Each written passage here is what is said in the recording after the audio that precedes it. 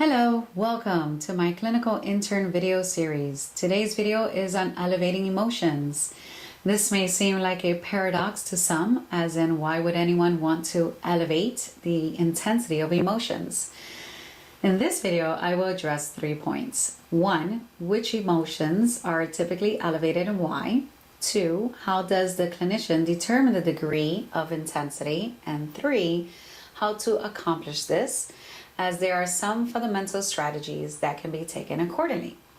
Now, to clarify, the elevation of emotional intensity is relative, meaning this is not about heightening emotions to any point that would potentially cause distress.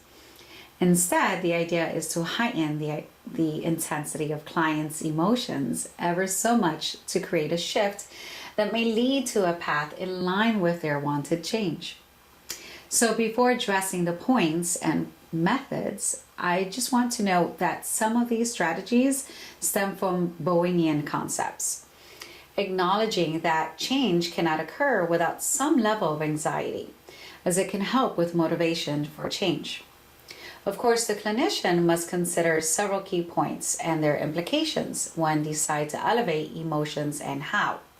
For instance, culture and diversities should be considered, as there are certain facial expressions, demeanors, attitudes, and responses that may be typical of a culture and diversity that are not considered as a sign of pathology or concern, such as perhaps little or no eye contact, or having a more serious flat affect, or perhaps speaking little and pressed speech, due to not having a voice for themselves, as some learn to be reserved and not speak up about feelings. With this said, it is critical that clinicians be culturally competent and sensitive to minimize any potential distress. Some other points to be considered are perhaps circumstantial factors, such as the current mental and emotional state of the clients, and even situational and relational influences that may be affecting clients' lack of emotional reactivity. So, to clarify, the techniques I will address are intended to help clients that are lacking emotional intensity, that's keeping them stuck, unmotivated, if you will, being an obstacle to create change. Okay, so let's dive into it, shall we?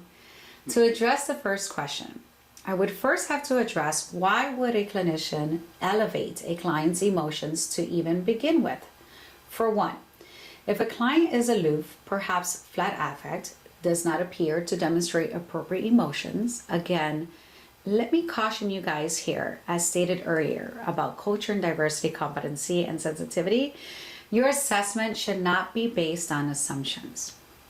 Number 2, explore with caution if the client has clearly experienced a traumatic event or crisis, which they acknowledge they haven't had much reaction to, not sure what's wrong, perhaps not making much of it.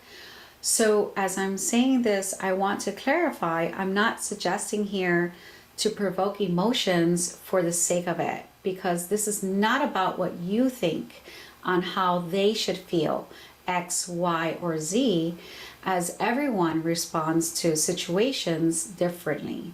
And there are many reasons why they would or wouldn't experience intense emotions. And 3, it's always important to explore and process emotions. So if the client seems open and based on some insights gathered, it appears that they would benefit of taking their emotional insight to another level to again create the change they may need to meet goals, then it's appropriate. Okay, so now for the strategies. The first one is actually fairly basic. Perhaps you actually do this regardless of potentially needing to elevate emotions, and that's borrowing emotions. The clinician would suppose what it may be like to feel X, Y, Z, validating and even finding exceptions in the process. The clinician is essentially modeling for clients, who can then learn to implement it in their daily life. Another method is the empty chair, which is typically used when a significant person is not present in therapy, but the client will benefit in addressing his or her feelings towards the person. An example of using this method is when dealing with grief, to process those feelings, or even with someone very much alive. But the client has had a hard time to put into words what they are feeling. So again, this is another modeling technique.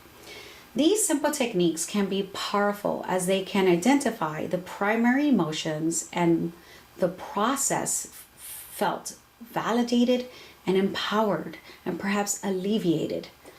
Well, I hope this has been helpful. Perhaps you have now more questions. Feel free to post your questions and feedback. I'll see in answering some of these. So for now, make sure to subscribe if you haven't already, and to stay tuned to some more beneficial videos, and I'll see you